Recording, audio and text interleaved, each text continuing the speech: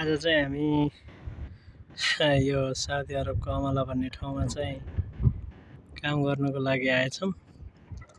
आज पहिलो दिन हो यहाँ आएको। एकदम पहाडमा ल्याएको छ। यहाँ खाल्टाहरू खन्या छ। यो चाहिँ पहाडको ठ्याक्कै टुप्पामा यहाँ केही बनाउनको लागि चाहिँ यहाँ खनेर यस्तो बनाएको छ। यहाँबाट चाहिँ एकदम तलतिर चाहिँ यो सबै एरियामा काम चलिरहेछ। अहिले यो कहीँ चालु भएको छैन। सबै टुरिस्ट एरिया हो। एकदमै घुम्नको लागि यहाँ चाहिँ एक दिन एउटा कोठामा बसेको चाहिँ 5000 रियालसम्म लिन्छ अरे पछिको समयमा जब यो चालु हुन्छ तब। निकै ठुल्ठुलो एरिया छ।